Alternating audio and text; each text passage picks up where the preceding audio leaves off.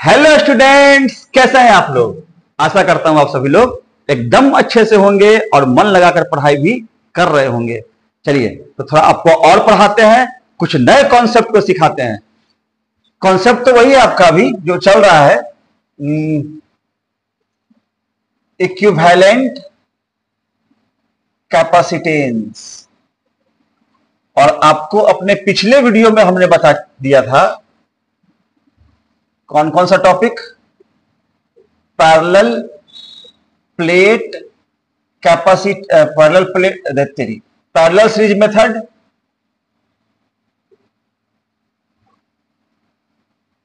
दूसरा हम लोगों ने बताया था short circuiting method, short circuiting method के बाद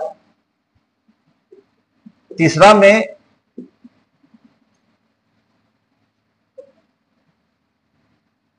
बैलेंस्ड व्हीटस्टोन ब्रिज मेथड। ये तीन टॉपिक हम लोगों ने अपने पिछले वीडियो में कवर कर रखा है, जो कि इसमें और भी है जो काफी लेंदी जाता भी है, सर्किट मेथड, और सबसे लास्ट होता है equivalent capacitance with the presence of dielectric. Dielectric के प्रेजेंस में हम लोग इक्विवेलेंट कैपेसिटेंस कैसे निकालते हैं, सीरीज में होता है, पैरेलल में होता है, ये सब कुछ। तो ये तीन ऑलरेडी हम लोग डिस्कस कर चुके हैं पिछले वीडियो में। क्या नहीं? अरे भाई पिछले वीडियो में जाकर देख लीजिए, स्पष्ट थंबनेल बना हुआ है पैरेलल सीरीज मेथड का, है ना। तो आप उसको जाकर के इस तीन मेथड को दोबारा से देख के सीख सकते हैं, समझ सकते हैं। आज हम लोग क्या सीखेंगे? आज हम लोग सीखेंगे सर्किट मेथड।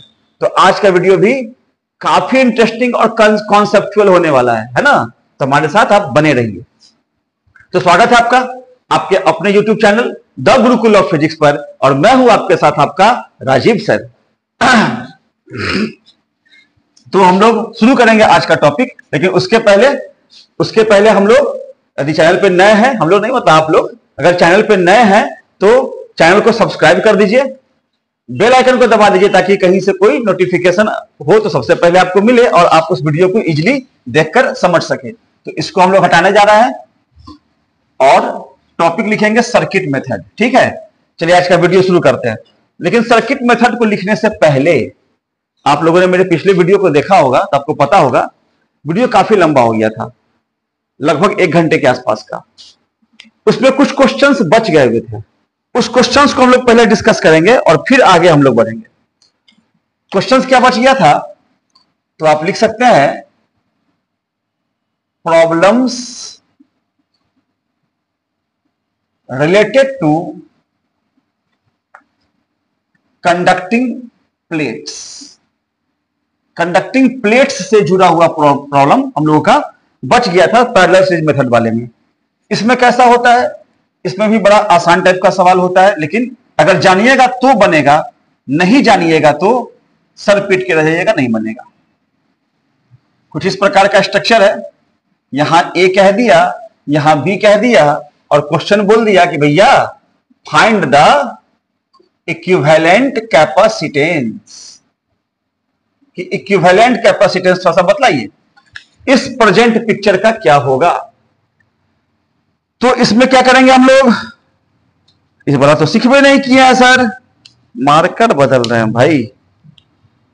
चलिए देखते हैं, इसमें तो सीखे नहीं हम लोग, तो आइए सीखते हैं। सीखना कौन सी बड़ी बात है।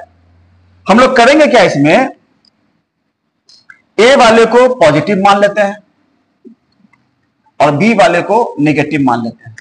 ए वाला अगर पॉजिटिव है तो प्लेट के बाहर तो देंगे नहीं चार्ज, अंदर वाले को प्लस प्लस दे देते हैं, और अंदर वाला प्लेट है माइनस माने हैं इसको, तो दोनों साइड से माइनस माइनस लगा देते हैं। ठीक है, ये जो इक्विवेलेंट कैपेसिटेंस हम लोग निकाल रहे हैं, इसका आप समझ सकते हैं, ये by the method of charge distribution. ये चार्ज डिस्ट्रीब्यूशन के आधार पे निकाल रहा है ना।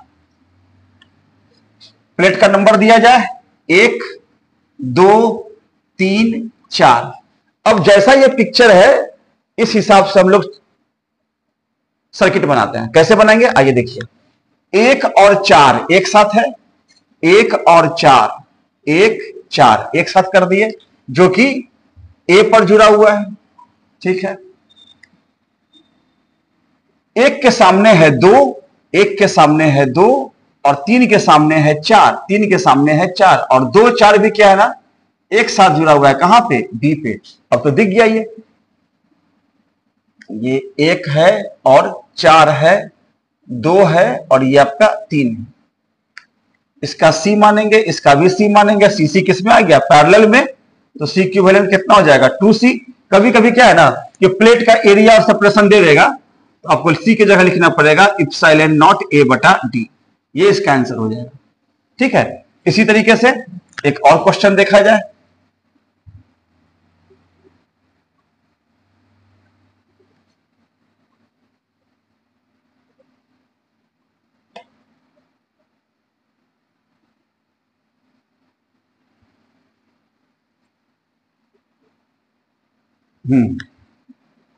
और दूसरा इधर से निकाल देते हैं।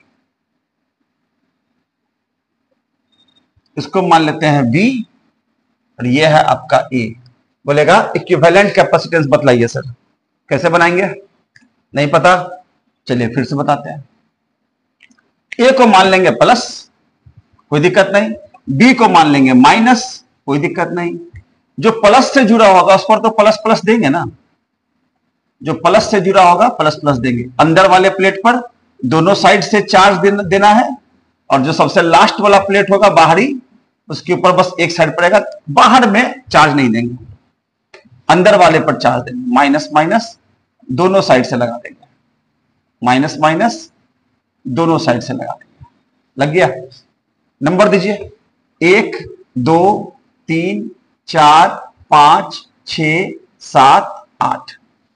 अब जैसा ये पिक्चर है वैसा बनाइए।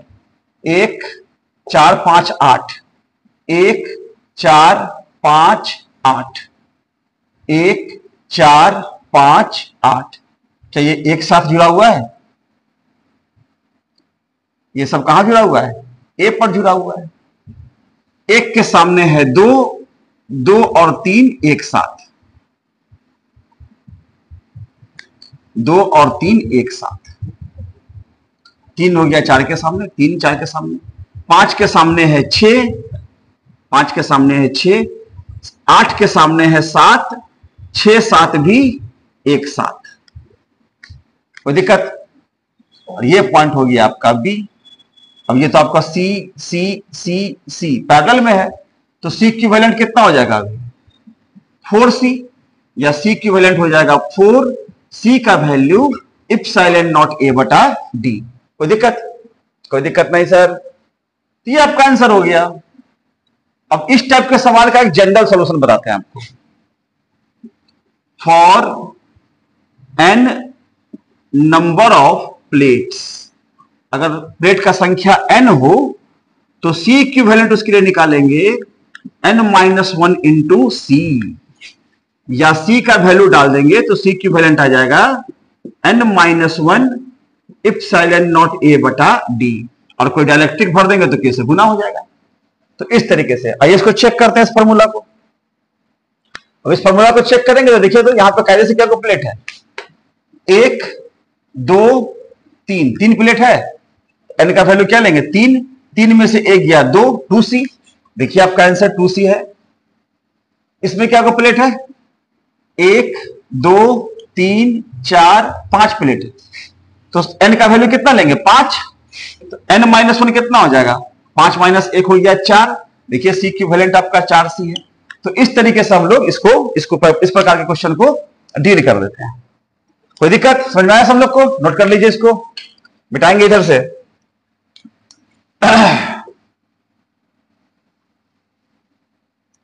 चलिए मिट गया। अब इसी में एक प्रकार का और क्वेश्चन आता है, ये तो सीधा पैरेलल वाला हो गया ना। एक प्रकार का और क्वेश्चन आता है आपके एक्सएल में दिया हुआ भी है, कंडक्टिंग प्लेट्स कुछ इस प्रकार से।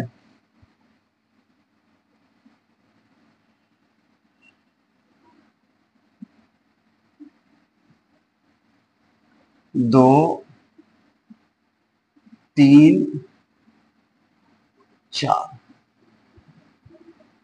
इसको और इसको एक बैटरी के साथ जोड़ दिया गया और इस 2 को एक कंडक्टिंग वायर से जोड़ दिया गया। ठीक है, अगर ऐसा है तो अब क्या होगा? अब तो बड़ा कॉम्प्लिकेटेड हो गया सर, पिछला बार तो बड़ा आसानी से बन गया था ए बी मान करके, यहां तो पॉजिटिव नेगेटिव आप पहले से बता रहे हैं, कोई दिक्कत नहीं, आसान है। ए बी प्लस से जुड़ा हुआ है ना, तो दोनों साइड क्या कर देंगे ना, प्लस चार्ज लगा देंगे। प्लस के सामने माइनस, प्लस के सामने माइनस होगा, ऑब्वियस बात है। इस पर दे देंगे प्लस साइन ताकि ये इलेक्ट्रिकली न्यूट्रल हो सके। ये निगेटिव से जुड़ा हुआ है तो प्लस के सामने आ गया निगेटिव। नंबर दिया जाए 1 2 3 4 5 6, 6 को प्लेट दिख रहा है नंबर में, जिसमें से 2 और 3 किसके साथ है? 2 और 3, 2 और 3, 2 3 बैटरी के पॉजिटिव टर्मिनल के साथ है। ठीक है, 2 के सामने है 1, 2 के सामने है 1, 3 के सामने है 4, 3 के सामने है 4। और मजे की बात यह है कि 1 जो है वो 4 से जुड़ा हुआ है और 1 5 से भी जुड़ा हुआ है, जबकि 5 के सामने है 6 जो बैटरी के निगेटिव से जुड़ा हुआ है। कुछ इस प्रकार से आइए चार्ज डिस्ट्रीब्यूट करके चेक करते हैं कि हम लोगों का ये डिस्ट्रीब्यूशन सही है कि नहीं। तो मान लेते हैं पॉजिटिव चार्ज निकला, तो 2 पर प्लस, 3 पर प्लस, प्लस के सामने 1 पर माइनस, 4 पर माइनस, माइनस के आगे वाला प्लस, प्लस के सामने वाला माइनस जो बैटरी में समा जाएगा। चेक कीजिए तो 2 3 5, 2 3 5 पॉजिटिव है, 1 4 6, 1 4 6 नेगेटिव है, यानी कि डिस्ट्रीब्यूशन हम लोग का सही है। और अगर सही है तो ये सी और ये सी किस में आ गया? पैरेलल में। तो सी सी का क्या लिखते हैं? 2C, और उसके बाद ये वाला सी किस में है? सीरीज में है ना।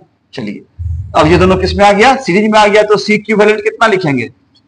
C1 C2 बटा C1 plus C2, 2C square by 3C, एक सी से सी कट गया तो सी इक्विवेलेंट आ गया आपका 2/3C, ये आपका आंसर हो जाएगा। या कह सकते हैं सी इक्विवेलेंट 2/3C का value epsilon not A by D। तो चार्ज डिस्ट्रीब्यूशन से हम लोग इस तरीके से निकालते हैं। एक और क्वेश्चन देखा जाए।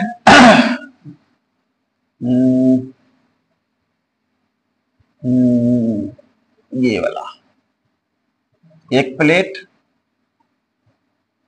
दूसरा प्लेट, तीसरा प्लेट, चौथा प्लेट, इस दो को हम लोग जोड़ दिए बैटरी से। दिख रहा है? इन दोनों को क्या किया ना, बैटरी के साथ जोड़ दिए तो पिछला से तो डिफरेंट हो गया। इस पर क्या करेंगे, क्योंकि पॉजिटिव से जुड़ा हुआ है, ये आपका पॉजिटिव प्लेट, नेगेटिव, तो पॉजिटिव से जुड़ेगा तो पॉजिटिव पॉजिटिव लगा देंगे। अंदर में है तो दोनों साइड लगेगा, अंदर में नेगेटिव है तो दोनों साइड नेगेटिव नेगेटिव ही लगेगा।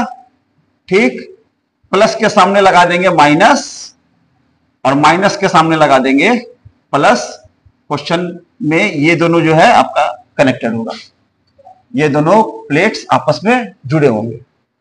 तो अब जिस प्रकार से ये बना ना इक्विवेलेंट सर्किट, अब इसका भी आपको बनाना होगा इक्विवेलेंट सर्किट।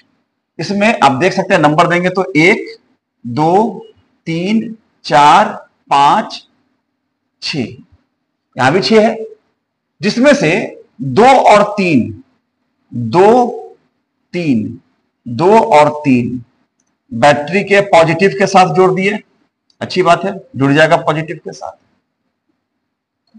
2 के सामने है 1, अच्छी बात है। 3 के सामने है 4, यह भी अच्छी बात है। 4 और 5 एक साथ, जो बैटरी के नेगेटिव के साथ जुड़ा हुआ है।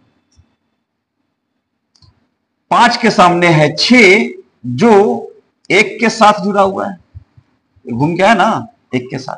चार्ज डिस्ट्रीब्यूट करके देखिए, यहां से पॉजिटिव चार्ज निकला, plus plus plus plus plus के सामने माइनस, माइनस माइनस हो गया। अब यहां से 5 नंबर चूंकि नेगेटिव में है तो -5 के सामने प्लस, प्लस माइनस, ठीक है। सी सी सी। अब जरा देखिए, मार्कर बदल के दिखाते हैं। ये वाला सी और ये वाला सी तो सीरीज में एक ही तार से जुड़ा हुआ, alternate plates are connected to each other, minus के साथ प्लस जुड़ा हुआ है। ये किस में हो जाएगा? सीरीज में हो जाएगा। और सीरीज में सी सी का क्या लेंगे? 2C।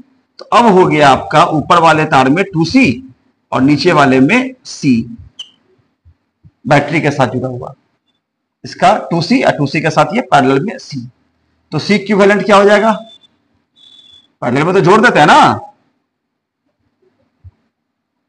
2C नहीं, मतलब C/2, गलती हो गया। सीरीज में है तो आधा हो जाएगा, CC का C/2। पैरेलल में जोड़ देंगे तो C/2 प्लस C कितना हो गया?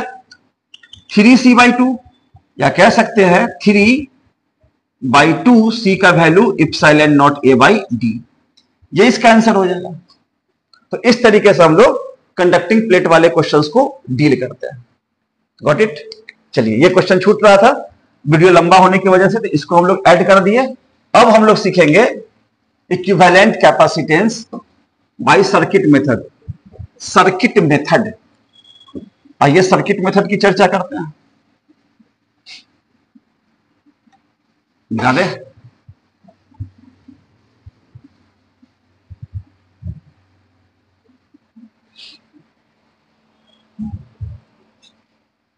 हेडिंग उठाते हैं हम लोग, सर्किट मेथड, जो 4 नंबर पे आएगा। और इसमें सबसे पहले हम लोग जानते हैं इलेक्ट्रोस्टैटिक सर्किट। ये क्या होता है? इलेक्ट्रोस्टैटिक सर्किट होता क्या है? आइए जरा इसको समझते हैं। तो एक बैटरी है और बैटरी के साथ हम लोग एक स्विच लगा देते हैं और एक नेटवर्क बनाते हैं।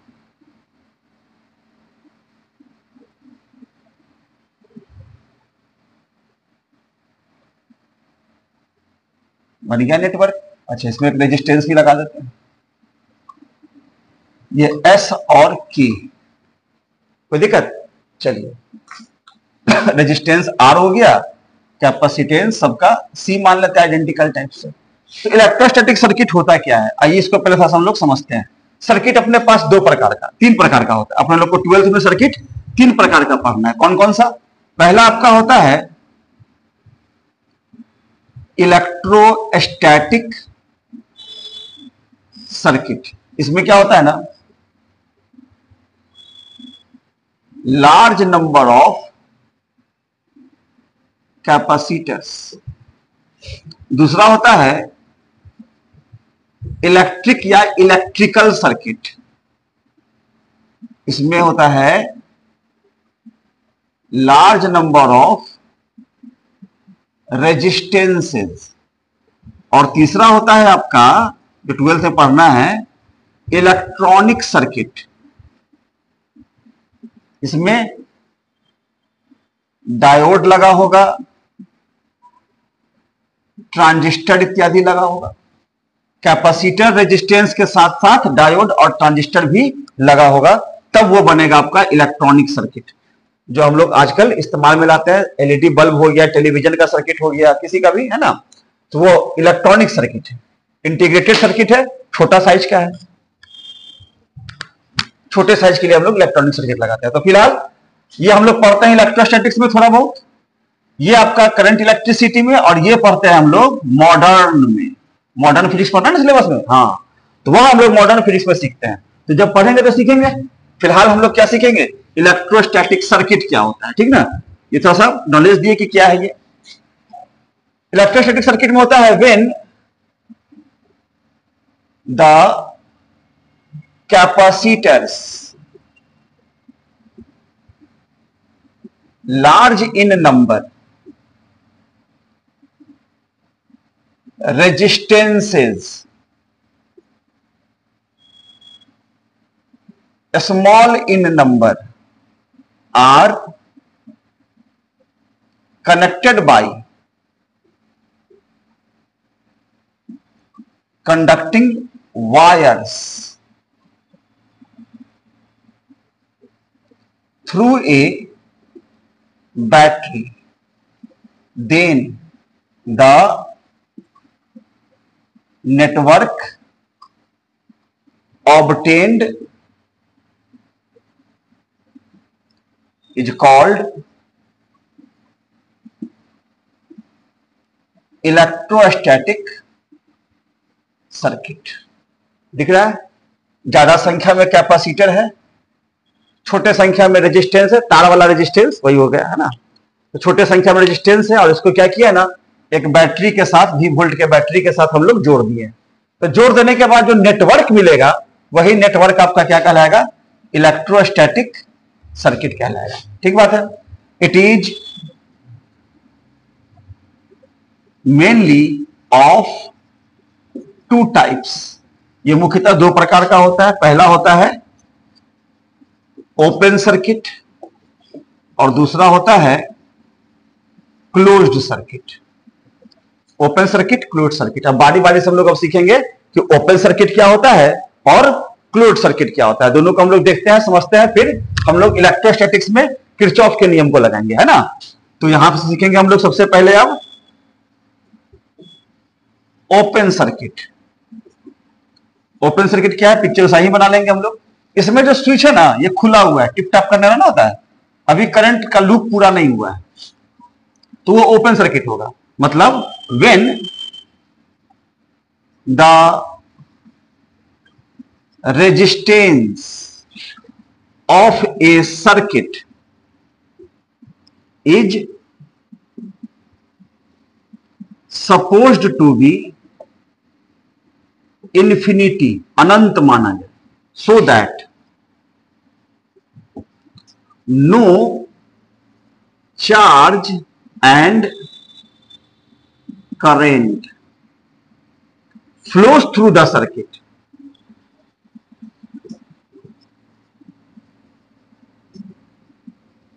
then the circuit is called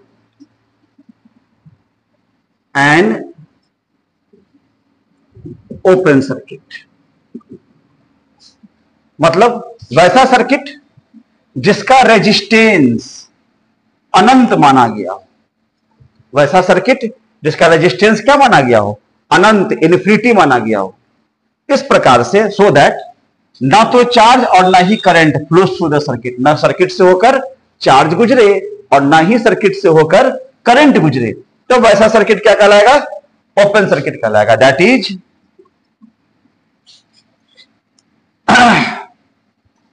is in an open circuit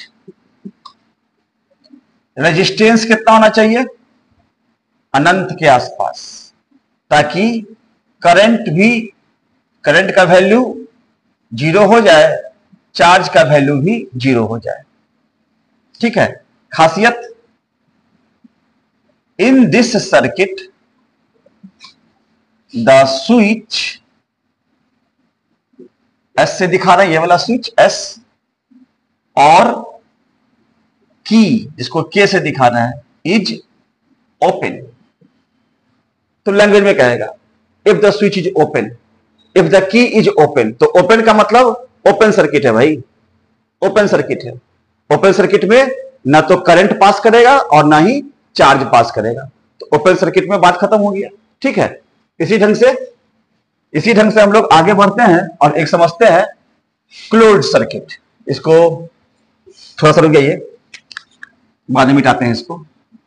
दूसरा आपका है क्लोज्ड सर्किट। क्लोज्ड सर्किट में क्या होता है बच्चों, कि when there is a finite value of resistance. Resistance का वैल्यू क्या होना चाहिए, फाइनाइट होना चाहिए, मतलब कुछ डिफिनिट वैल्यू होना चाहिए। so that the charge as well as current flows through the circuit, then it is called an open circuit. तब वो क्या कहलाएगा? ओपन सर्किट कहलाएगा। कब कहलाएगा? जब सर्किट का एक फाइनाइट वैल्यू ऑफ रेजिस्टेंस हो, ताकि उससे होकर charge as well as current flow कर सकता हो, तो उसे हम लोग बोलते हैं ओपन सर्किट। यानी कि कह सकते हैं हम लोग फॉर, यहां लिख देते हैं फॉर, चलो रुकिए,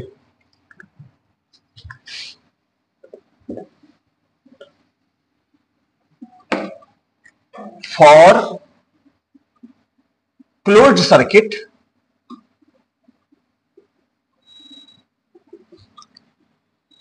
आर का वैल्यू कभी भी 0 एंड इन्फिनिटी ना हो, ठीक, ताकि सर्किट से होकर करंट भी गुजरे और चार्ज भी गुजरे। तो इसमें हम लोग कह सकते हैं इन दिस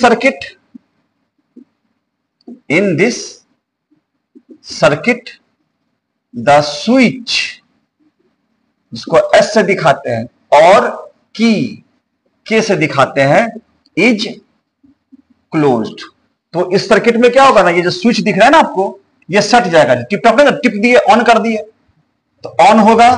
तो ये सर्किट जो ही स्विच को ऑन करेंगे, क्लोज करेंगे, तो करंट फ्लो करना शुरू कर देगा, चार्ज फ्लो करना शुरू कर देगा। तो लैंग्वेज में लिखता है if the switch is closed.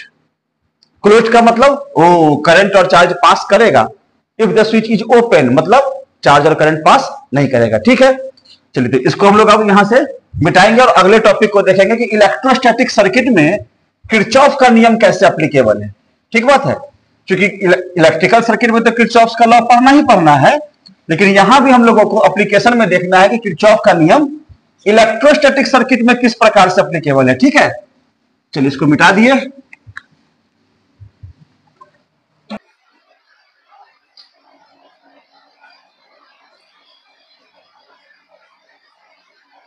Kirchhoff's law in electrostatics. Electrostatics में किरचॉफ का नियम, सिंपल सा कुछ बात लिखते हैं इसमें, as like electrical circuit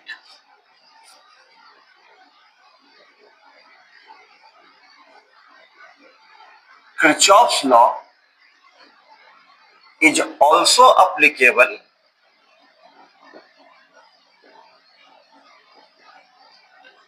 for electrostatic circuit.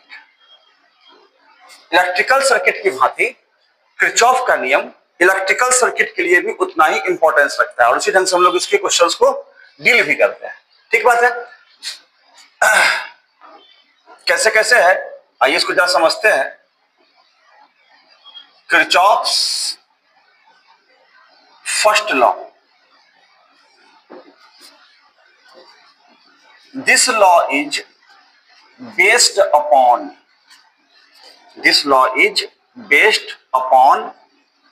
The law of conservation of charge. Kirchhoff का जो पहला नियम है, किरचॉफ का पहला नियम किस पर बेस्ड है? Law of conservation of charge पर बेस्ड है। ठीक है, तो जिसके अकॉर्डिंग क्या होता है, according to which law of conservation of charge आप लोग जानते होइएगा, charge neither be created nor be destroyed, it only transfers from one body to another body. तो सर्किट भी क्या है ना, किसी भी जंक्शन पर या कहीं पर भी कैपेसिटर या रेजिस्टेंस के थ्रू चार्ज लॉस नहीं करेगा, चार्ज हमेशा कंजर्व ही रहेगा। तो किस हिसाब से रहेगा, तो आइए देखते हैं अकॉर्डिंग टू विच। इसके ए में लिखते हैं the charge originates from the positive terminal of a cell or battery is same as it terminates to the negative terminal। यानी कि बैटरी है कोई, तो बैटरी के पॉजिटिव टर्मिनल से जितना चार्ज ओरिजिनेट होगा, बैटरी के नेगेटिव टर्मिनल में भी चार्ज उतना ही टर्मिनेट करता है। यानी कि बैटरी का दोनों cell equal amount of charge supply करता है। पॉजिटिव वाला देगा तो नेगेटिव वाला लेगा, लेकिन equal amount of charge, Q तो क्यू, ठीक है, जब ताकि चार्ज का कंजर्वेशन मेंटेन रहे, वैलिड रहे। ठीक है, चलिए इसी प्रकार से आपका बी में है the net algebraic sum of all the incoming charges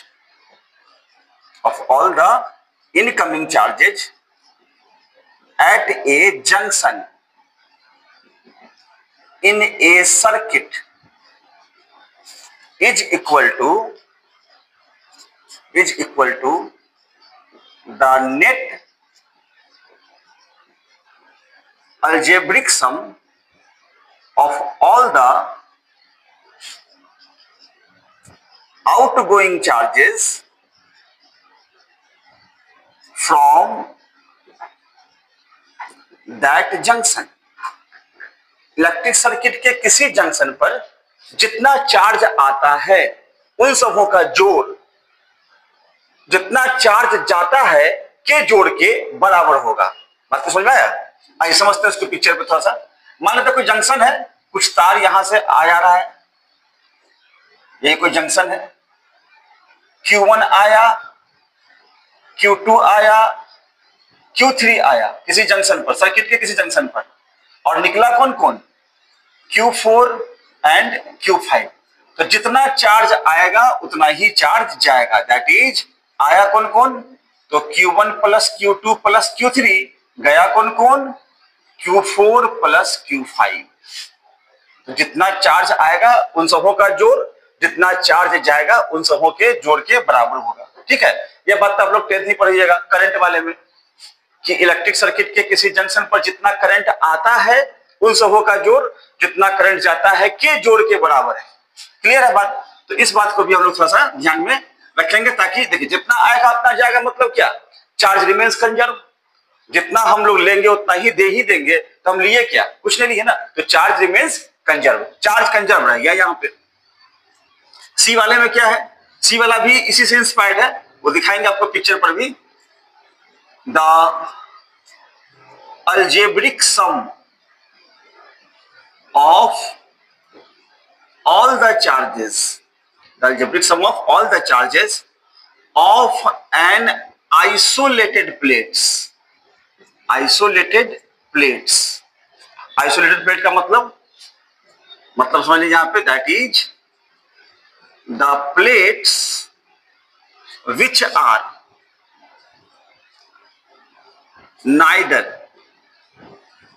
which are neither connected to the terminals of battery या सेल है ना, nor earthed।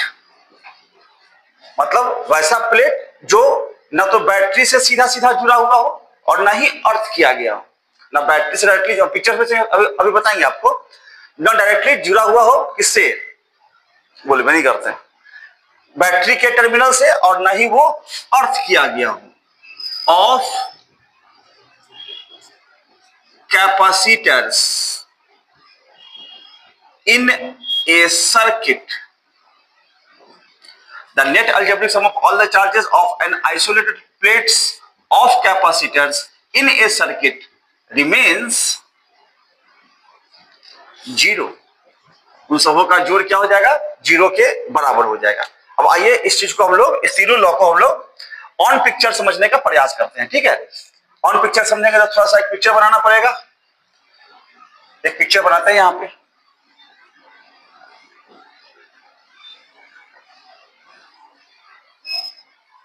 आइए पिक्चर देखते हैं। मान लेते हैं अपने पास एक नेटवर्क है, एक कैपेसिटर, दो कैपेसिटर,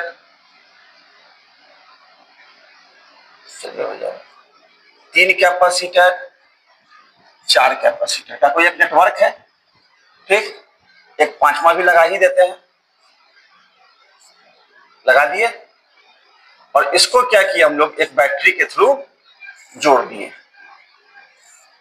V वोल्ट का मान लेते हैं अपने पास एक बैटरी है जिसके द्वारा जोड़ दिए। इसका वैल्यू C1 मानते हैं, C2 मानते हैं, इसका C3 मानते हैं, इसका C4 मानते हैं, इसका C5 मान लेते हैं। एक नेटवर्क आपका तैयार हो गया। आइए अब इस पर हम लोग चार्ज को थोड़ा डिस्ट्रीब्यूट करें। चार्ज को डिस्ट्रीब्यूट करेंगे तो यहां से निकलेगा इस पर प्लस प्लस और इस पर माइनस माइनस, हाँ कि ना। चलिए, माइनस के आगे इस पर प्लस, माइनस के आगे इस पर प्लस, प्लस के आगे ये माइनस, दोनों माइनस के आगे प्लस, प्लस के सामने माइनस, प्लस के सामने माइनस, और यहां से ये समा गया। अब यदि हम लोग मानते हैं कि बैटरी के पॉजिटिव से Q चार्ज निकला है ना, यहाँ पे बैटरी के पॉजिटिव से Q चार्ज निकला, Q जाएगा इस जंक्शन पे आएगा, इस ब्रांच में मान लेते हैं Q1 चार्ज गया, और इस ब्रांच में मान लेते हैं Q2 चार्ज गया, इसमें मान लेते हैं Q3 गया, इसमें मान लेते हैं Q5 गया, इसमें मान लेते हैं Q4 गया, जा सकता है। और यहां पे दोनों मिल करके फाइनली Q बन गया, और ये आपके बैटरी में समा गया। तो बैटरी के पॉजिटिव टर्मिनल से जितना चार्ज निकला, अब आप यहाँ पे इक्वेशंस देख सकते हैं, बैटरी के पॉजिटिव टर्मिनल से जितना चार्ज निकला उतना ही चार्ज समाया माइनस वाले में। ये बैटरी का पॉजिटिव टर्मिनल, ये बैटरी का नेगेटिव। ये वाला लॉ तो हो गया आपका क्लियर, ये लॉ क्लियर हो गया। चलिए, ये लॉ अगर क्लियर हो गया तो अब यहां से हम लोग बी वाले पॉइंट को देखते हैं। The net algebraic sum of all the incoming charges at a junction, the net algebraic sum of all the incoming charges at a junction in a circuit is equal to the net algebraic sum of all the outgoing charges from that junction। यही ना junction है, इस junction पर कितना charge आया, आने को तो सर जी Q आया, तो Q लिख लेते हैं, आया कौन Q, और इस जंक्शन से गया कौन कौन Q1 और ये Q2, गया कौन कौन Q1 एंड Q2, तो Q बराबर क्या लिख देंगे Q1 प्लस Q2। इसको मान लेंगे समीकरण 1, कभी सॉल्व करना पड़ेगा, निकालेंगे। इस पॉइंट पर देखा जाए ये भी एक जंक्शन है, इस जंक्शन पर आया कितना Q1, आया आपका Q1, और गया कितना कितना Q3 Q5, गया कितना कितना Q3 एंड Q5, गया Q3 एंड Q5। इसको मान लेंगे समीकरण नंबर 2। कोई दिक्कत नहीं। आगे बढ़ते हैं, इस जंक्शन पे आते हैं, इस जंक्शन पे आया Q2, इस जंक्शन पर आया Q2 और Q5, Q2 भी आया है और Q5 भी आया है। ये Q2 आया, ऊपर से Q5 आ गया इस जंक्शन पे, और गया कौन, गया तो केवल Q4, तो गया केवल Q4, समीकरण नंबर 3 मान लेंगे इसको। फिर यहां एक जंक्शन है, इस जंक्शन पर कौन कौन आया, इधर से आया Q3, इधर से आया Q4, तो Q3 प्लस Q4 ये बराबर बनके कितना आ जाएगा Q, इक्वेशन नंबर 4 मान लेंगे इसको। तो इस तरीके से हम लोग सेकेंड लॉ के अकॉर्डिंग इक्वेशंस को लिख लेते हैं चार्ज के टर्म में। आवश्यकता के हिसाब से उसको सॉल्व करेंगे, और सॉल्व करने के बाद हम लोग जिसका अननोन वैल्यू होगा उसको कैलकुलेट करेंगे। तीसरा कहता है the algebraic sum of all the charges of an isolated plates, मतलब कि दैट इज, अब यहां समझ सकते हैं, that is the plates which are neither connected to the terminals of battery nor earthed। तो सर्किट में तो कोई अर्थ किया हुआ है ही नहीं, जब अर्थ किया हुआ नहीं है तो बैटरी से देखिए जुड़ा हुआ कौन कौन होगा, उंगली पर देखिए ध्यान से, ये आया, ये बैटरी के साथ जुड़ गया, ये दो आया, और ये भी बैटरी के साथ आपका जुड़ा हुआ है। तो जो नहीं जुड़ा हुआ है उसको घेरते हैं, आया कौन गया कौन के हिसाब से। तो देखिए इसको हम लोग घेर रहे हैं, एक इसमें और दूसरा आपका ये प्लेट्स कैपेसिटर का आइसोलेटेड हो गया। दिख रहा है सब लोग को? फिर से दिखाते हैं, ये वाला प्लेट्स, आइसोलेटेड प्लेट्स। आया कौन और उस जंक्शन से गया कौन के हिसाब से हम लोग आइसोलेटेड प्लेट्स को घेर दिए। और घेरने के बाद क्या करेंगे? अब घेरने के बाद भी इसका इक्वेशन लिख सकते हैं। कैसे लिखेंगे? अब यहां समझिए, आया कौन, यहां से घेराया कौन, Q1 है ना, माइनस में है, तो लिखेंगे, इधर से मिटाते हैं थोड़ा सा,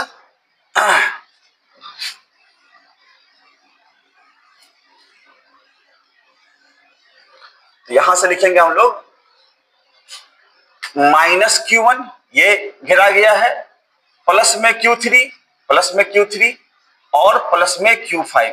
इन सबों का जोड़ किसके बराबर होगा? 0 के बराबर। कितना बराबर होता है? Neither of capacitor in A circuit remains 0, वो तो 0 होता है ना। तो आइसोलेटेड प्लेट्स का चार्ज 0 के बराबर लिख दिए। अब इस वाले से इसको भी मान लेते हैं, कोई एक समीकरण 4 तक गया है तो 5 मान लेते हैं। छठा में देखा जाए, माइनस में, अच्छा माइनस में Q2 आया, माइनस में Q5 है और प्लस में Q4 है, ये आपके 0 के बराबर। इसको मान लेंगे समीकरण नंबर 6। तो ये नियम सेकंड वाले से ही इंस्पायर्ड है। आप देख सकते हैं, इस माइनस वाले को इधर ले जाए तो लिख सकते हैं ना, यहां से मतलब कह सकते हैं फ्रॉम इक्वेशन 5 से Q1 को इधर ले गए तो Q3 plus Q5 is equal to Q1। ये इक्वेशन देखा जाए और इक्वेशन नंबर 2 देखा जाए, दिख रहा है? इक्वेशन 2 और ये दोनों सिमिलर हो गया, उसी नियम से इंस्पायर्ड हो गया। यहां से भी आप दोनों माइनस को इधर ले जाइए, यहां कह सकते हैं फ्रॉम इक्वेशन 6, दोनों माइनस को ले जाएंगे तो Q4 इज इक्वल टू आएगा Q2 plus Q5, Q4 is equal to Q2 plus Q5। इधर गया इक्वेशन 3, Q2 आया, Q5 आया, गया Q5। यहां गलती कर दिए क्या? प्लस माइनस माइनस, दोनों को माइनस, ये प्लस में, तो Q4 is equal to Q2 plus Q5। कोई नहीं है? Q2 प्लस Q5 ये तो है इक्वेशन नंबर 3, इक्वेशन नंबर आपका 3। ये आपका इक्वेशन 3 के जैसा हो गया क्या? तो इस तरीके से हम लोग चार्ज कंजर्वेशन के आधार पर सर्किट को डील करते हैं। कितना चार्ज आया है, कितना चार्ज गया है, आइसोलेटेड प्लेट का चार्ज 0 होता है, वगैरह वगैरह। तो इक्वेशन 2 के जैसा ये हो गया आपका, और इक्वेशन 3 के जैसा ये हो गया आपका। मिला के देख लीजिए, क्लियर है? इतना बात समझ में आ रहा है सब लोग को? कई दिन बहुत ही इंटरेस्टिंग वीडियो होने वाला है। नेक्स्ट आपका है किरचॉफ्स सेकेंड लॉ। किरचॉफ का सेकेंड लॉ क्या कहता है? This law is based upon the law of conservation of energy. ये law of conservation of based law है, जिसके अकॉर्डिंग, इधर से मिटाते हैं पूरा, ये सब आया होगा समझ में, वीडियो रोक के आप लिख भी सकते हैं, ये सब मिटा देते हैं। जिसके अकॉर्डिंग, अकॉर्डिंग टू विच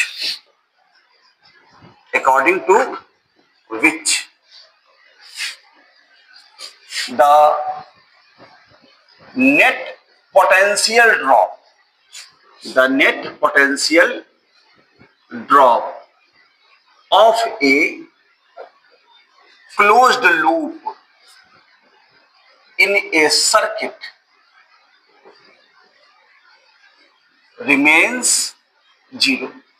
किसी भी क्लोज्ड लूप में, सर्किट के किसी भी क्लोज्ड लूप में नेट पोटेंशियल ड्रॉप कितना होगा? 0 होगा। That is summation of V जो लेते हैं पोटेंशियल, ये हमेशा 0 लेते हैं। इस पर विशेष चर्चा हम लोग करंट में करेंगे कि क्यों एनर्जी कंजर्वेशन पे आधारित है, वगैरह वगैरह, है ना। समेशन ऑफ V का मतलब क्या हो जाएगा, अगर कैपेसिटर है तो V बराबर Q बाई C, अगर रेजिस्टेंस है तो V बराबर IR, अगर बैटरी लगा हुआ है उसका EMF दिया हुआ है E, तो इन सबों का जोड़ किसके बराबर होगा, 0 के बराबर होगा। इन सबों का जोड़ किसके बराबर होगा, 0 के बराबर होगा। ये था आपका Kirchhoff's law in electrostatic circuit. ठीक बात है। अब इस पर डिपेंडेंट कुछ क्वेश्चंस देखेंगे तो निश्चित ही आपका कॉन्सेप्ट और क्लियर होगा। आइए कुछ न्यूमेरिकल्स देखते हैं जो आपके HCR में है। क्या क्वेश्चन है,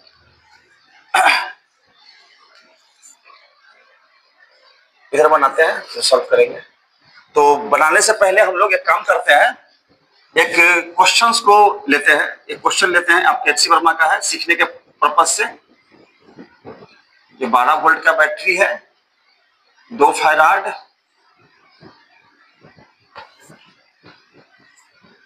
2 फैराड, 2 फैराड, 4 फैराड, ज्यादा बड़ा हो गया नहीं,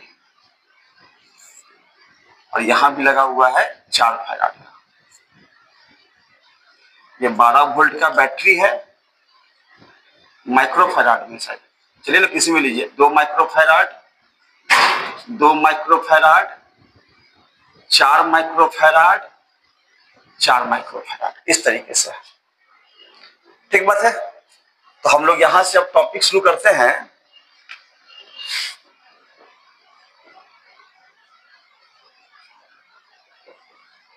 algorithm for solving circuit problems, circuit वाले सवाल को सॉल्व करने का तरीका, उसका एल्गोरिथम, स्टेप्स। तो स्टेप 1 में सबसे पहले आप क्या कीजिए कि चार्ज को डिस्ट्रीब्यूट कीजिए, distribute the charge keeping in mind that the law of conservation of charge, law of conservation of charge remains valid। ये वैलिड रखते हुए, law of conservation of charge को वैलिड रखते हुए सबसे पहला काम ये कीजिए कि आप चार्ज को डिस्ट्रीब्यूट कर दीजिए। तो 12 वोल्ट से मान लेते हैं Q चार्ज निकला, Q चार्ज गया इस जंक्शन पे आया, एक तरफ मान लेते हैं Q1 गया, तो दूसरी तरफ कितना जाएगा, Q माइनस Q1। जैसे 10 कूलम्ब का चार्ज गया, इसमें चला गया 6 कूलम्ब, तो इसमें कितना जाएगा, 4 कूलम्ब। 10 में से 6 घटा करके तो Q माइनस Q1 आया। इधर से लपक के Q1 आता है इस जंक्शन पे, ऊपर से Q माइनस Q1 आता है, Q1 कट गया और फाइनली Q बनकर ये बैटरी के नेगेटिव में समा गया। तो चार्ज एप्लीकेबल है, जंक्शन पर भी एप्लीकेबल है और बैटरी के साथ भी एप्लीकेबल है लॉ ऑफ कंजर्वेशन। चलिए ये पहला स्टेप हो गया, चार्ज का पहले डिस्ट्रीब्यूट कर दीजिए। स्टेप नंबर 2 कहता है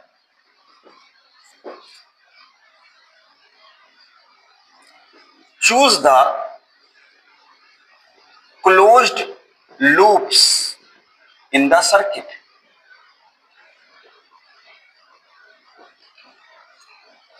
and then write the net potential drop equal to 0। अब क्लोज्ड लूप को चुनिए और नेट पोटेंशियल ड्रॉप को 0 के बराबर लिखिए। यानी कि पहला वाला हो गया किरचॉफ्स का पहला नियम, फर्स्ट लॉ, और दूसरा स्टेप हो गया किरचॉफ्स का सेकंड लॉ। यही मेन दो को है, एक बंद घेरा तो ये दिख रहा है सर फर्स्ट लूप, और एक ये वाला दिख रहा है आपका सेकंड लूप। तो दो लूप चुन लिए हम लोग, और अब क्या करेंगे, उसके लूप के अंदर का नेट पोटेंशियल ड्रॉप 0 के बराबर लिखेंगे। ठीक है, 0 का कैसे लिखेंगे, आइए तो लिखते हैं, इन लूप फर्स्ट लूप में। यहां से चलिए क्या होगा, पोटेंशियल ड्रॉप, कैपेसिटर है तो Q बटा C, तो इस कैपेसिटर से कितना चार्ज पास किया, Q किया ना, तो Q बाई 2 आगे बढ़ेंगे तो plus Q minus Q1 by 4, और बैटरी के माइनस में इन किया ना, माइनस में इन करेंगे तो -12 ये बराबर किसके हो जाएगा 0।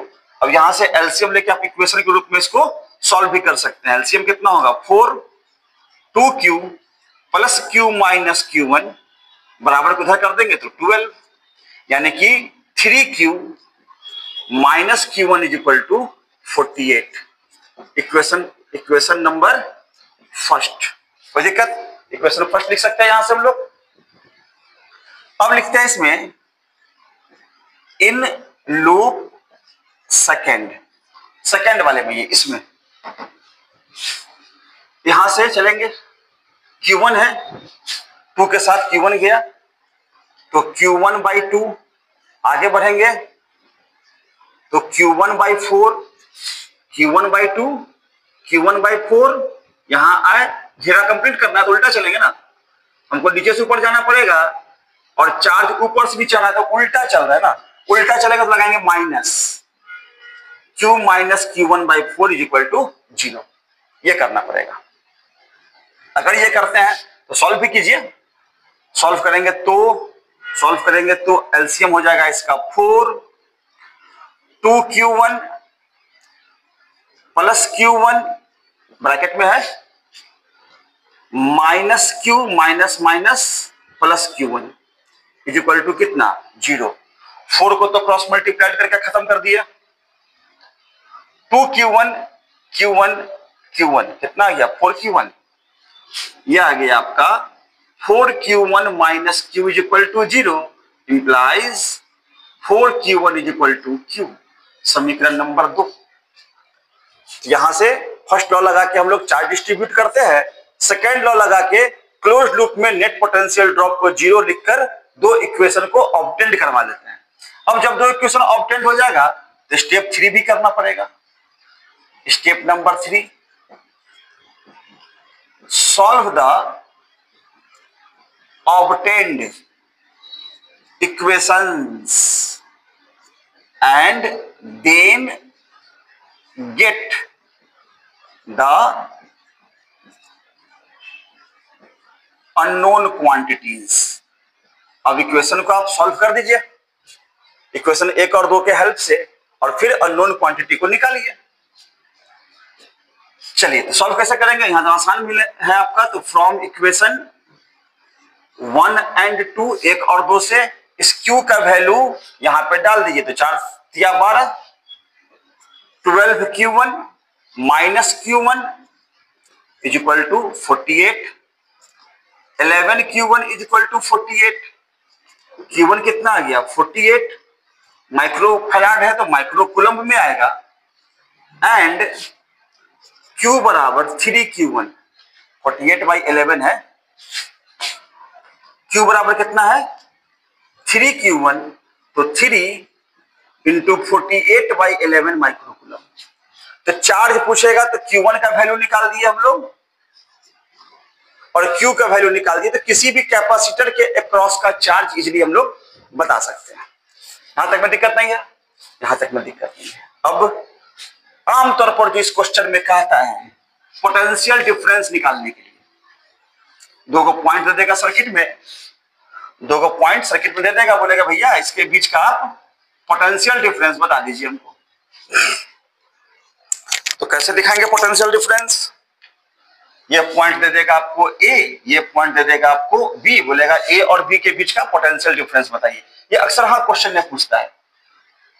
तो स्टेप 4 लिखते हैं if it is desired to find the potential difference between 2 points, अगर दो पॉइंट्स के बीच पोटेंशियल डिफरेंस निकालने को कहता है, देन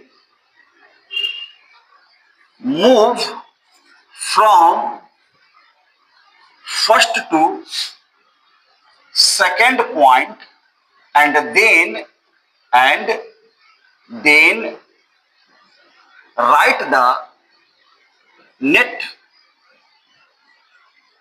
potential difference। एक पॉइंट से दूसरे पॉइंट तक चलिए और नेट पोटेंशियल ड्रॉप को लिखिए। एग्जाम्पल में यहीं पे है VA माइनस VB, यही ना 2 पॉइंट है। एक पॉइंट से दूसरे पॉइंट तक चलना है, नेट पोटेंशियल लिखना है। तो पोटेंशियल तो 4 माइक्रोफैराड वाला है, चार्ज आया Q1 और कैपेसिटेंस है 4। Q1 का वैल्यू तो निकालें, यहां पे देख लीजिए आप, डाल दीजिए 48, 4 है 11, 4 से कट गया तो 12/11 वोल्ट, ये आंसर हो जाएगा इसका, 2 पॉइंट्स के बीच का। Q1 में 4 से भाग लगा दिए। कभी कभी एनर्जी स्टोर भी पूछता है, कभी कभी, अक्सर हाँ यहीं तक आपको पूछेगा, लेकिन कभी कभी स्टेप 5 भी रहता है जो कहता है if it is desired to find the energy stored in a capacitor then use, तो आपको इस्तेमाल करना है, पढ़ेंगे थोड़ा सा आगे, इस्तेमाल करना है U बराबर Q²/2C, या तो ये फॉर्मूला लगा दीजिए या लगाइए U बराबर ½ CV²। तो ऑलरेडी आपने प्रत्येक कैपेसिटर के क्रॉस का चार्ज का वैल्यू निकाल लिया, Q1 और Q का वैल्यू निकल गया है ना सर इधर से, या पोटेंशियल का वैल्यू निकाल लिया इसके बीच का। तो दोनों में से जो फॉर्मूला आप लगाइएगा उस फॉर्मूला के अकॉर्डिंग उस कैपेसिटर में एनर्जी स्टोर्ड का वैल्यू आप इजीली निकाल सकते हैं। समझा ना बात? इस फॉर्मूला का इस्तेमाल करेंगे, इस फॉर्मूला का इस्तेमाल करने पर potential energy stored in a capacitor भी आप आसानी से निकाल लेते हैं। कोई दिक्कत? समझ में आया सब लोग को? अच्छी बात है, तो मिटा दें। चलिए इधर से थोड़ा सा मिटाते हैं और एक नए क्वेश्चन को लेते हैं। इतना में हो जाएगा, इसको ही मिटाते हैं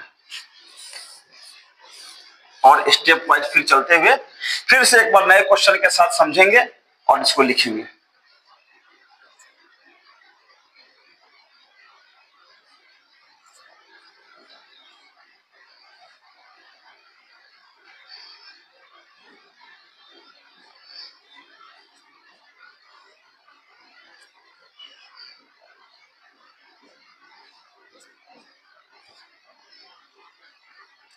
इस पॉइंट को मान लिया गया A, इस पॉइंट को मान लिया गया B।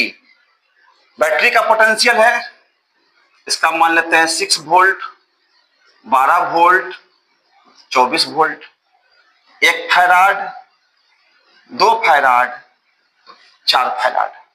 क्वेश्चन है आपका find VA minus VB, 2 points के बीच का पोटेंशियल डिफरेंस बतलाइए। ये आपका हो गया क्वेश्चन। दिक्कत है? आया समझ में? चलिए स्टेप पर चलते हैं हम लोग। सबसे पहले क्या करना है? सबसे पहला काम क्या करना है कि distribute the charge keeping in mind that the conservation of charge remains valid. हम लोग क्या करते हैं? हम लोग सबसे पहले करते ये हैं कि चार्ज को डिस्ट्रीब्यूट करते हैं। तो सर पिछला क्वेश्चन में तो एक ही बैटरी था, बात समझ में आया, अभी तो 3 को बैटरी लगा दी है, तो चार्ज किससे निकलेगा? क्वेश्चन है, क्वेश्चन में दम है। ठीक है, तो अगर 2 या 2 से अधिक बैटरी किसी सर्किट में लगा हुआ हो तो चार्ज हमेशा हायर पोटेंशियल वाले बैटरी से निकलेगा। क्यों? Because we know that the charge all positive charge always flows from higher to lower potential. तो 6 वोल्ट है, 12 वोल्ट है, 24 वोल्ट है, सबसे हायर पोटेंशियल वाला कौन है? 24 वोल्ट है, तो 24 वोल्ट वाले से चार्ज निकला Q। ठीक, आगे बढ़ेंगे। जिस तार का निकालना है उसी का मान लेते हैं Q1 है, रेस्ट जो बच जाएगा इसमें से कितना पास करेगा? Q निकल ही चुका है, तो Q में से Q1 घट गया, Q माइनस Q1, ये यहां आएगा A पर, Q1 आएगा उधर से, Q1 कट जाएगा और फाइनली Q बनकर ये बैटरी में समा जाएगा। तो कहने का मतलब ये हुआ कि जितना चार्ज निकला क्या उतना ही चार्ज समाया? क्यू निकला तो क्यू समाया, तो चार्ज को डिस्ट्रीब्यूट कर लिया हम लोग। चलिए, चार्ज डिस्ट्रीब्यूशन के बाद क्या करते हैं, क्लोज्ड लूप को चुनते हैं और फिर नेट पोटेंशियल ड्रॉप 0 के बराबर लिखते हैं। एक क्लोज्ड लूप तो ये हो गया आपका फर्स्ट, और दूसरा क्लोज्ड लूप हो गया ये आपका सेकेंड, फर्स्ट एंड सेकेंड। तो जो स्टेप लिख चुके हैं उसको मिटाते हैं। तो क्लोज्ड लूप में चलना है और नेट पोटेंशियल ड्रॉप को 0 के बराबर लिखना है। तो स्टेप 2 तक का पूरा बात चाहिएगा तो आप मिटा सकते हैं, क्योंकि अब इक्वेशन लिखना होगा ना। स्टेप 2 तक का पूरा बात हम लोग मिटा देते हैं। चलिए, मिट गया पूरा बैलेंस करके, ठीक है। अब इक्वेशन देखिए तो क्या लिखेंगे हम लोग, from loop first, from loop first, first loop से बी से ही चलते हैं।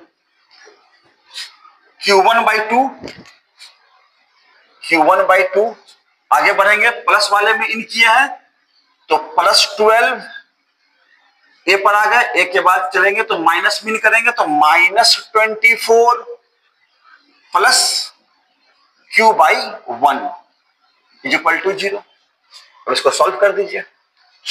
इधर हो जाएगा आपका Q1/2, 12 में से 24 गया तो -12, 12 बराबर किधर चला जाएगा तो 12 बचेगा। एलसीएम लेंगे 2Q1 + 2Q1 = 24 होगा ऐसा। Q1 + 2Q = अभी तो 12 ही लिखेंगे ना भाई, अब ना क्रॉस मल्टीप्लाई करेंगे तो आ गया Q1 + 2Q = 24। Equation number first, कोई दिक्कत, कोई दिक्कत नहीं। अब इसी प्रकार से from loop second, second loop में आइए, बी से ही चलते हैं। तो Q - Q1/4, Q - Q1/4 अच्छी बात है। प्लस में इन किए हैं तो +6, ये भी ठीक, ये पे आ गए। माइनस में इन किए हैं तो -12, और चार्ज के उल्टा आ रहा है भैया तो -Q1/2 ये = 0।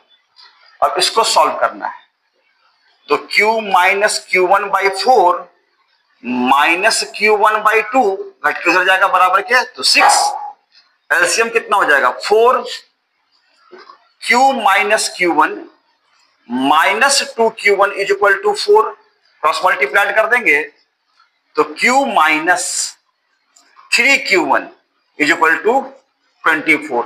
इक्वेशन 2 मान लें, और थोड़ा इसको भी सजा के लिख दें, Q पहले में है तो 2Q + Q1। इक्वेशन 1 हो गया, इक्वेशन 2 हो गया, 1 और 2 लिख दिए। इक्वेशन 1 और 2 जब लिख देंगे तो क्या करेंगे, स्टेप नंबर 3 पे आएंगे। क्या है step number 3, solve the obtained equation and then get the unknown quantities. दोनों इक्वेशन को भैया सॉल्व कीजिए, और अननोन क्वांटिटी कौन कौन सा होगा, Q और Q1, यही दो तो माने, Q और Q1 का वैल्यू निकाल दीजिए। तो इक्वेशन 2 अननोन 2 वैल्यू तो निकलना चाहिए। कैसे निकलेगा वो आपके प्रेजेंस ऑफ माइंड पर डिपेंड करता है, उसका कोई वर्किंग रूल नहीं होता। आप लोग मैथ थोड़ा बहुत जानते होइएगा 10th क्लास तक में। इक्वेशन सॉल्व करने आपको आता है, कैसे करेंगे, हमको मेनली काम है Q1 का, पोटेंशियल डिफरेंस निकालना ना, तो Q1 का काम है। तो Q को गायब कीजिए। तो Q को गायब करने के लिए करते क्या है ना, इसको 2 से गुना कर देते हैं, और इस स्टेप को लिखना हो तो लिख भी सकते हैं, अदरवाइज डायरेक्ट भी कर सकते हैं। तो जो ही Q से गुना करेंगे तो इक्वेशन फर्स्ट में क्या आ जाएगा, 2Q + Q1 = 24, और 2 से गुना करने पर 2Q - 3Q1 = 3 नहीं 3 दूना 6 हो जाएगा, 6Q1 24 दूना 48, 48। घटा दीजिए इसको, माइनस प्लस माइनस, 2Q से 2Q कट गया, प्लस हो जाएगा तो 7Q1 = -24। तो Q1 का वैल्यू कितना आ गया, -24/7। अब पोटेंशियल डिफरेंस तो हमको A और B का निकालना, इसी में निकल जाएगा। Q1 का वैल्यू आपके पास आ गया, ये आपको कूलम्ब में आएगा क्योंकि फैराड में कैपेसिटेंस दिया हुआ है। ठीक, अब स्टेप नंबर 4 क्या कहता है? If it is desired to find the potential difference between 2 points, then move from first to second point and then write the net potential difference. पहला पॉइंट से दूसरा पॉइंट तक चलिए और नेट पोटेंशियल ड्रॉप को लिखिए। आइए लिखते हैं। ए से चलना शुरू कीजिए भैया। तो V A minus V B चलेंगे तो माइनस मीन किया ना, तो -12। चलिए करंट उल्टा चल रहा है तो माइनस Q1/2। अब वैल्यू डाल दीजिए Q1 का, -12 माइनस माइनस प्लस 24/7। इसको सॉल्व करते हैं तो 7 84 -84 प्लस 24। अब ये आ जाएगा -72/7। तो V A minus V B आ गया -10.7 लगभग 10.3 वोल्ट आंसर। ऐसे निकालते हैं। आया समझ में? वीडियो लंबा जा रहा है लेकिन मन लग रहा होगा भाई, है ना? नया नया चीज सीखने को समझने को मिल रहा है। मिटा दे इसको, इधर वाला मिटाते हैं, सवाल खत्म, ये स्टेप भी खत्म। इधर जस्ट वर्ड कहेगा तो फिर लगा देंगे हाफ सी वी स्क्वायर या फिर क्यू स्क्वायर बटा 2c, तो किसी का भी निकाल सकते हैं। एक और छोटा सा क्वेश्चन देखिए जो अक्सर हम टेस्ट में पूछते भी है ना? क्वेश्चन आपका है, यही एक क्लोज लूप है मान लेते हैं।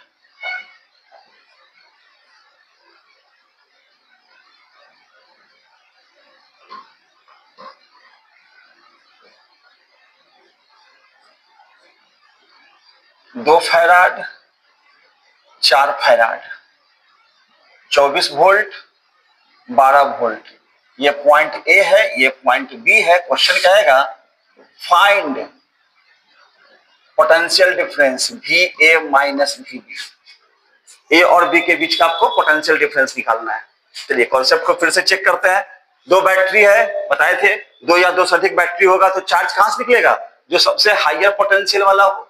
सबसे हायर पोटेंशियल किसका है? 24 वोल्ट का है। तो यहां से क्यू चार्ज निकला, एक ही तार है जो घूम के गया हुआ है, तो सब में से क्यू पास करेगा और बैटरी के निगेटिव में समा जाएगा। तो जितना चार्ज निकला उतना चार्ज समा भी किया। अच्छी बात है सर। अब क्या करते हैं? क्लोज्ड लूप में चलते हैं। तो क्लोज्ड लूप तो पहले से बना हुआ है। इक्वेशंस लिखिए। Q/2 प्लस मीन किए हैं तो +12। आगे बढ़ेंगे तो Q/4 माइनस मीन किया तो -24 = 0। बराबर को उधर कर देंगे, +12 -24 -12 बचेगा, इसको उधर कर देंगे तो Q/2 प्लस Q/4 = 12। एलसीएम लेंगे 4, 2Q plus Q = 12, cross multiply कर देंगे तो 3Q = 12 × 4। 3 से काट दे, 3 चौका 12, तो Q कितना आ गया सर? 16 कूलम्ब। 16 कूलम्ब का चार्ज पास करेगा। दिक्कत है? कोई दिक्कत नहीं है ना। अब यहां से VA माइनस VB, एक ही को तो है, 4 फैराड वाला।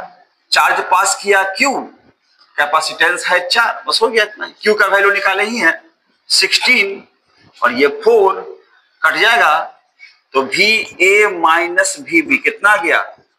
4 वोल्ट आंसर। ऐसे बैटरी को उलट पलट के भी दे सकता है। चलिए आपके लिए होमवर्क है, ऐसा ही सवाल बैटरी को घुमा दिए, बना के देखिएगा। नहीं बनेगा तो कमेंट में पूछ लीजिएगा, ठीक है? चलिए, तो कैसा लगा आपको आज का वीडियो? ज्ञानवर्धक, कॉन्सेप्चुअल, क्रिस्टल क्लियर। आशा करते हैं कि अगर इस चीज को आप दोबारा बनाते हैं, आपके एचसी वर्मा का ये 2-3 को सवाल ही था, सारा का सारा सवाल बता दिए एचसी वर्मा का, तो प्रैक्टिस आपका इंप्रूव हो जाएगा। यदि इसको रोक करके, वीडियो को रोक करके, क्वेश्चन को लेकर के आप दोबारा बनाते हैं तो निश्चित ही आपका कॉन्सेप्ट क्लियर होगा, प्रैक्टिस इंप्रूव होगा और सर्किट वाले सवाल को बनाने में दिक्कत नहीं आएगा। सर्किट वाले सवाल में देखिए, सवाल है तो कभी दिक्कत हो भी सकता है, तो मैटर नहीं करता। आपको लूप में चलने आना चाहिए, क्लोज्ड लूप को चुनना, उस क्लोज्ड लूप में घूमते हुए पोटेंशियल ड्रॉप को 0 के बराबर लिखना और फिर इक्वेशन सॉल्व करके अननोन क्वांटिटी का वैल्यू निकालना, ये चीज आपको आना चाहिए, है ना। जैसे न्यूटन्स लॉज ऑफ मोशन में सीखते हैं ना 11th में, पुल्ली वाला सवाल सब, तो इक्वेशन लिख के सॉल्व करने आना चाहिए। यहां भी इक्वेशन लूप में घूम के सॉल्व करने आपको आना चाहिए। अगर ये आ गया तो आपका ये टॉपिक क्लियर है, आगे फिर आप सिलेबस को बढ़ा सकते हैं। ठीक है, चलिए, अगर वीडियो अच्छा लगा हो तो इसको इस पर लाइक कर दीजिएगा, कमेंट कर दीजिएगा और साथ ही अपने दोस्तों से शेयर कर दीजिएगा। चैनल पे नए हैं तो इसको सब्सक्राइब भी कर लीजिएगा, बेल आइकन को दबा दीजिएगा ताकि कोई भी नया वीडियो आपके पास आए तो नोटिफिकेशन सबसे पहले आपके पास आए। ठीक है, चलिए तो फिर मिलते हैं बिना समय को गवाए, क्योंकि वीडियो काफी लंबा हो गया है। अगले वीडियो में मिलते हैं, तब तक के लिए धन्यवाद।